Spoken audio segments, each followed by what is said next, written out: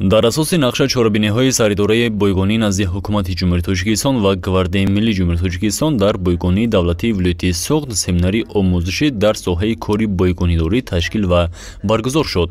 Семинари омӯзишӣ давоми 4 рӯз идома ёфта, дар он иштирокдорон аз роҳу усулҳои муосири нигоҳдории ҳуҷҷатҳо, ҷобаҷогузорӣ ба расмиятроҳӣ ва дигар паҳлӯҳои корӣ аз наздик шинос гардиданд. Дар кори семинар Зайнура Шарифӣ низ иштирок намуд ва баргузории чунин семинари омӯзишро иқдоми саривақтӣ номида зикр дошт, ки дар масъалаи ҳифзу нигоҳдории ҳуҷҷатҳо донистани ҳама гуна нозикиҳои кори бойгонидорӣ муҳим ва зарур мебошад. Бояд гуфт, ки бойгонӣ қисми таркибӣ ҷудонашавандаи сохтори давлатӣ буда, ҳаёти иҷтимоӣ, иқтисодӣ, сиёсӣ, фарҳангиву таърихии халқро ифода мекунад.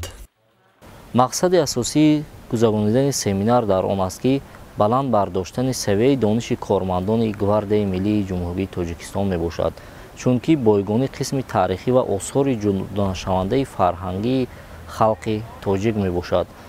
мо бе ҳуҷҷати бойгонӣ наметавонем, ки таърихи ояндаамонро равшан созем.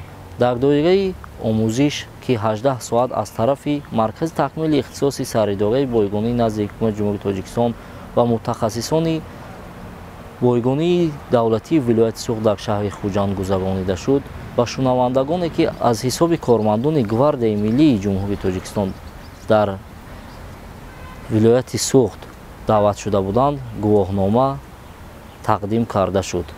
бояд қайд намуд, ки бойгонии давлатии вилояти Соғд яке аз масъалаҳои кӯҳантарини саридораи бойгонӣ назди ҳукумати ҷумҳурии Тоҷикистон ба ҳисоб рафта, вазифаи қабули санадҳои меъёрию ҳуқуқӣ, назоратӣ, риояи қонунгузорӣ оид ба бойгонидорӣ ва коргузориро дар мақомоти давлатӣ, муассисаҳо, корхонаҳо ва дигар ташкилотҳо сарфи назар аз шакли моликият ва тобиаташон иҷро намуда, чун ташкилоти давлатӣ соҳаи масъули рушди минбаъдаи ташкили кори бойгонидорӣ дар вилояти Соғд ва ҷумҳурии Тоҷикистон мебошад.